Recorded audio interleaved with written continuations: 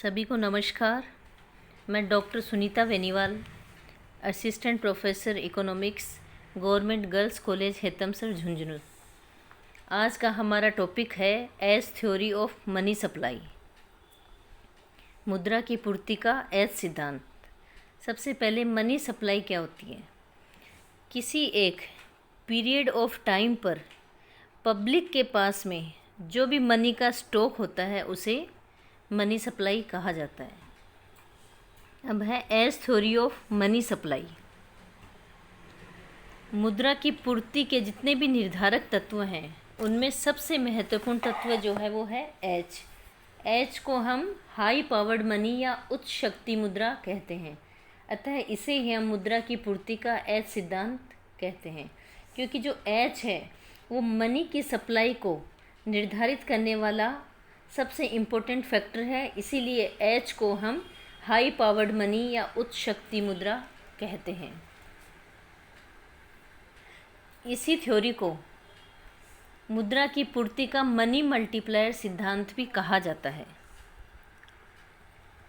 अब है M=C+DD।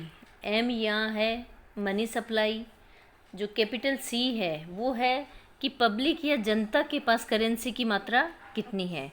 DD है जो कमर्शियल बैंक्स हैं उनके पास डिमांड डिपॉजिट्स की मात्रा।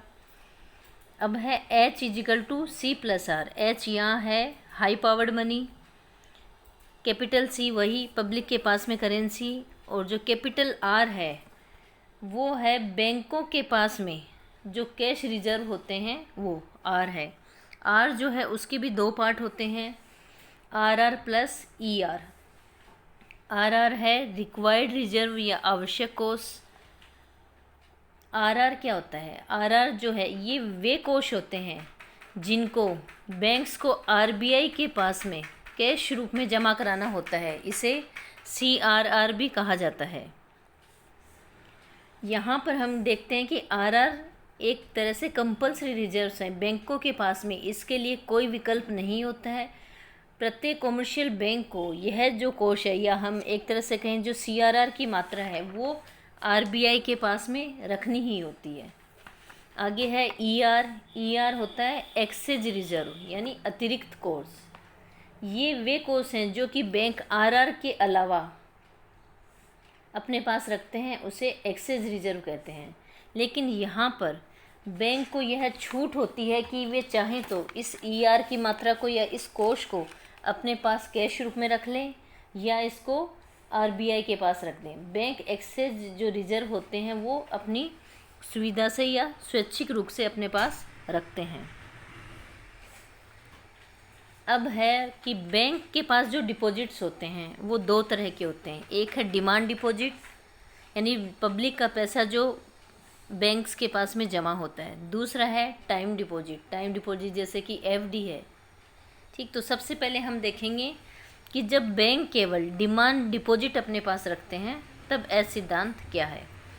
M=C+DD ये हमने देख लिया। H=C+R। अब हम देखेंगे कैपिटल ये स्मॉल C=C/DD। यहाँ स्मॉल c क्या है? Currency demand deposit ratio, currency मांग जमानुपात। ये हमें कैसे मिलता है? C में डिमांड डिपॉजिट्स का भाग देने पे। तो यहाँ हम देखते हैं तो कैपिटल C जो है इसको हम कैसे लिख सकते हैं? कैपिटल C को हम लिखेंगे तो ये स्मॉल C/DD।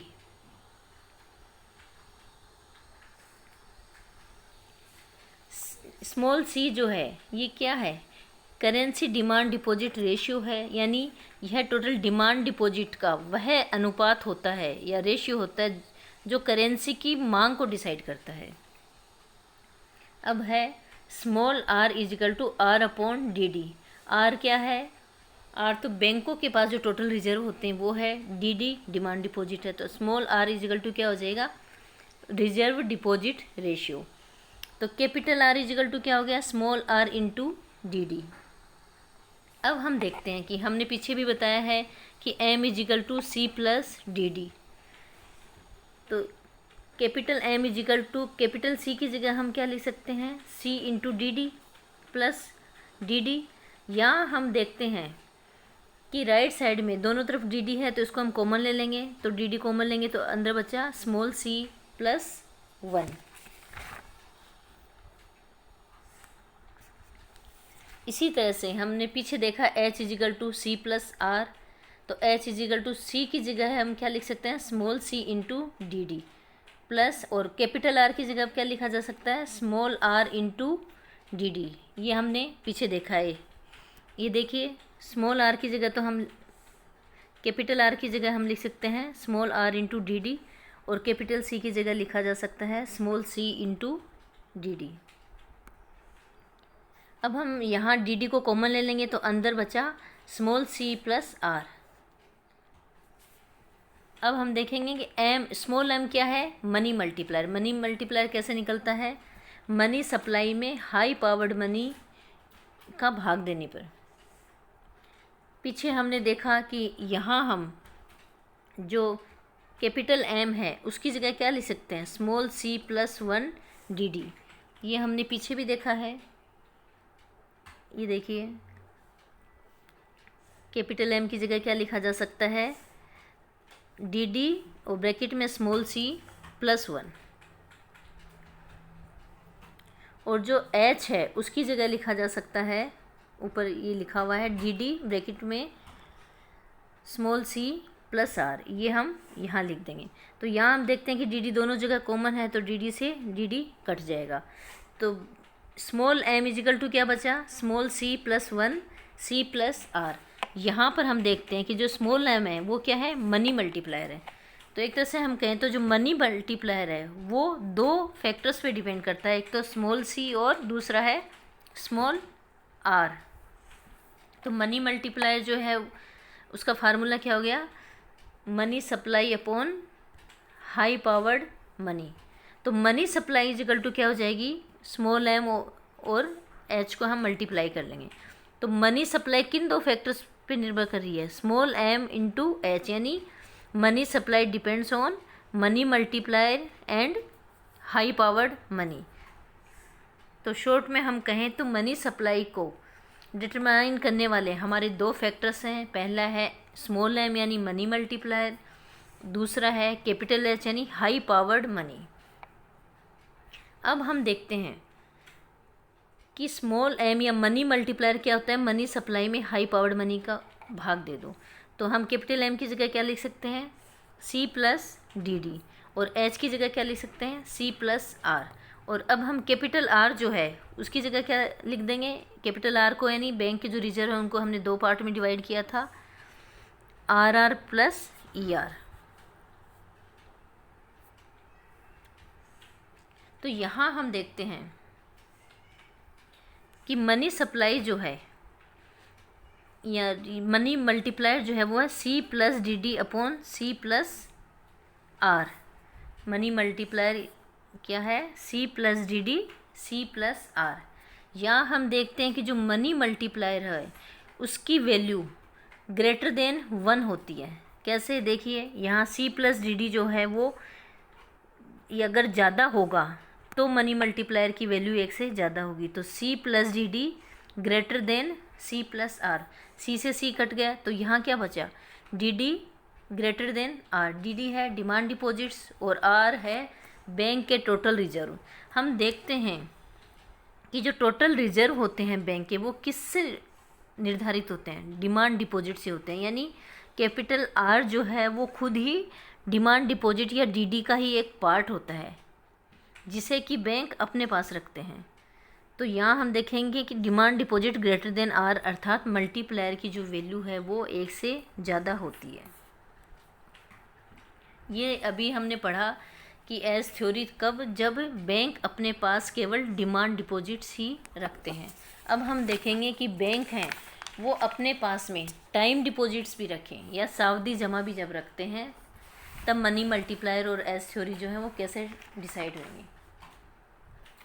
यहाँ देखिए capital M equal to C plus D D, H equal to C plus R. हमने पीछे देखा है capital C equal to small C into D D, और reserve demand deposit ratio R upon D, तो R equal to R into D. अब हम यहाँ जो डी है यहाँ पहले हमने केवल डिमांड डिपॉजिट को लिया था, लेकिन अब हम डी में क्या लेंगे, डिमांड डिपॉजिट के साथ में टाइम डिपॉजिट को भी शामिल करेंगे। तो कैपिटल डी इजिकल टू क्या हो जाएगा, D D plus T D. पीछे हमने देखा था R equal to R into D D, लेकिन यहाँ डी डी के साथ में प्लस में क्या आ जाएगा, टी डी भी आ जाएगा। टी डी टाइम डिपॉजिट को शामिल करने के बाद हमें क्या मिलता है, टाइम डिपॉजिट रेशियो मिलता है। टाइम डिपॉजिट रेशियो कैसे मिलता है, टाइम डिपॉजिट को डिवाइड करते हैं हम किससे, डिमांड डिपॉजिट से। तो टोटल टाइम डिपॉजिट जो है वो क्या हो जाएगा, small T into D D.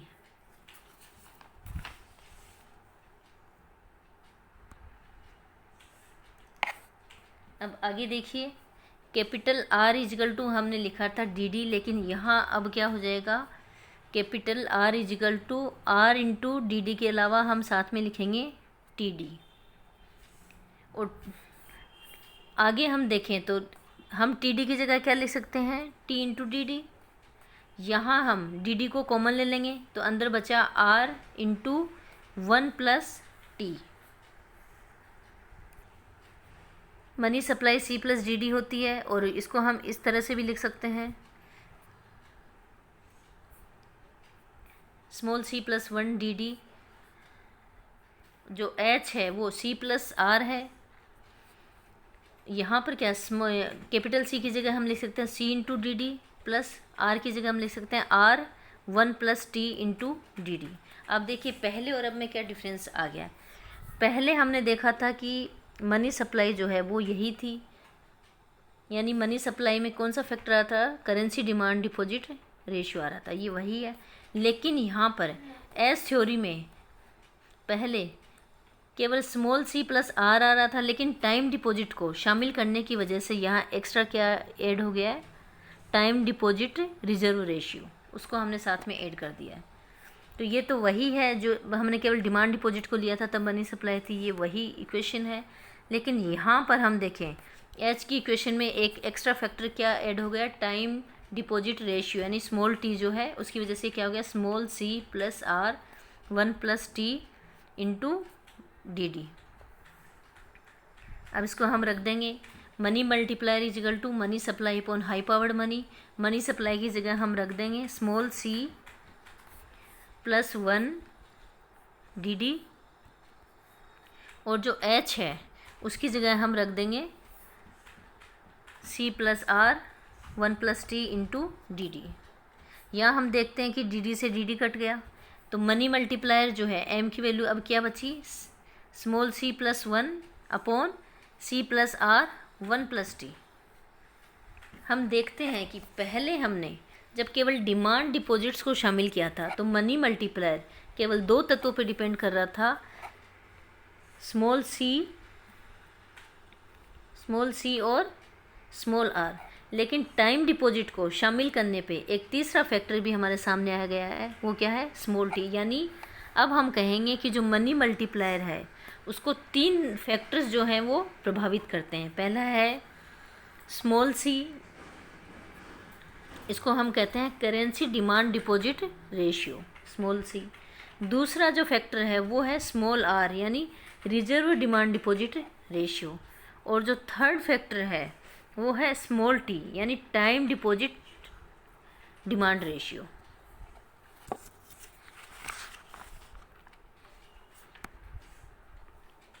यहाँ हमने एस थ्योरी को 2 तरीके से पढ़ा है कि जब बैंक अपने पास डिमांड डिपॉजिट रखते हैं और जब बैंक अपने पास टाइम डिपॉजिट भी रखते हैं। तो अब हम सारांश रूप में हम कहें तो यही होगा कि जो मनी सप्लाई होती है उस पे इफ़ेक्ट डालने वाले 2 फैक्टर हैं। कौन कौन से हो गए, मनी मल्टीप्लायर और high powered money. Money supply जो है वो 2 फैक्टर से प्रभावित हो रही है, स्मॉल एम और कैपिटल एच, यानी मनी मल्टीप्लायर और हाई पावर्ड मनी। लेकिन जो मनी मल्टीप्लायर हमने देखा उस पर 3 जो तत्व हैं वो उसको प्रभावित कर रहे हैं, स्मॉल सी, आर और स्मॉल टी। लेकिन ये जो 3 फैक्टर हैं ये भी कुछ अन्य फैक्टर से प्रभावित होते हैं। जैसे हम अपने पास करेंसी की मात्रा जो है वो कितनी रखें, बैंक के टोटल रिजर्व कोष कितने हैं, टाइम डिमांड डिपॉजिट रेशियो कितने होगा, ये इस पे भी डिपेंड करता है कि हमारी रेट ऑफ इंटरेस्ट कितनी है, बैंकिंग फैसिलिटीज़ कैसी हैं, ब्लैक मनी जो है वो इकोनॉमी में कैसी है। इन तीनों फैक्टर्स का इफ़ेक्ट जो है वो CR और स्मॉल t पे पड़ता है। तो यहाँ हम देखते हैं कि जो मनी मल्टीप्लायर है वो मनी सप्लाई को प्रभावित करता है, लेकिन मनी मल्टीप्लायर खुद 3 फैक्टर्स से प्रभावित होता है, स्मॉल c, R और t। लेकिन जो H है वो किससे प्रभावित होता है, वो RBI से प्रभावित होता है। और RBI जो है वो M को प्रभावित नहीं कर सकता, केवल H को प्रभावित कर सकता है।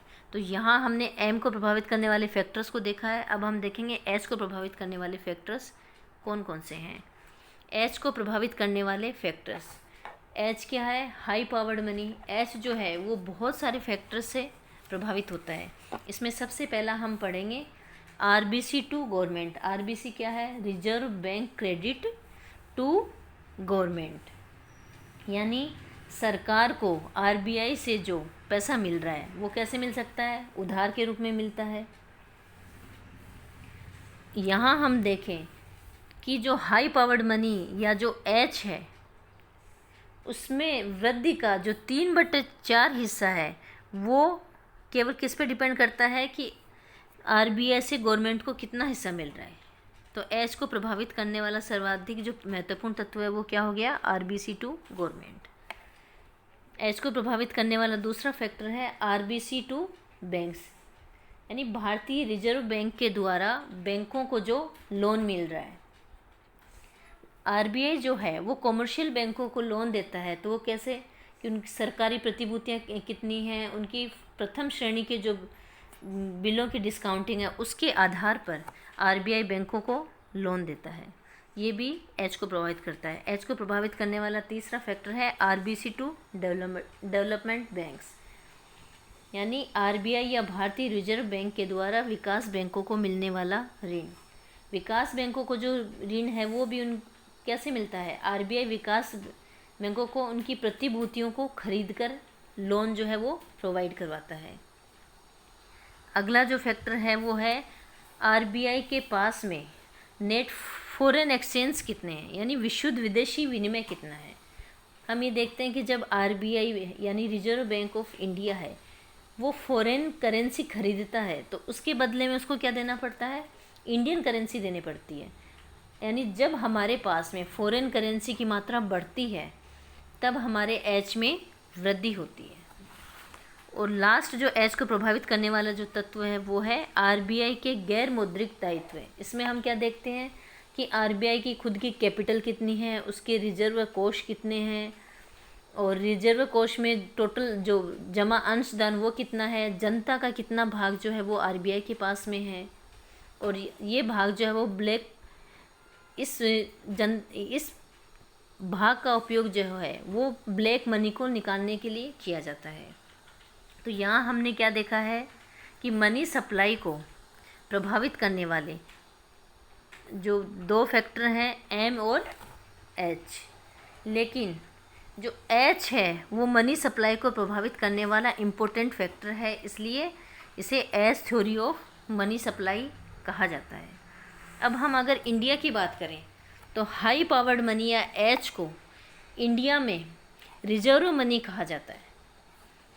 भारत में अप्रैल 1977 में यह कॉन्सेप्ट आया था रिजर्व मनी का, और इसे हम M0 के द्वारा डिनोट करते हैं, यानी M0 क्या है, हाई पावर्ड मनी या reserve money. Thank you students.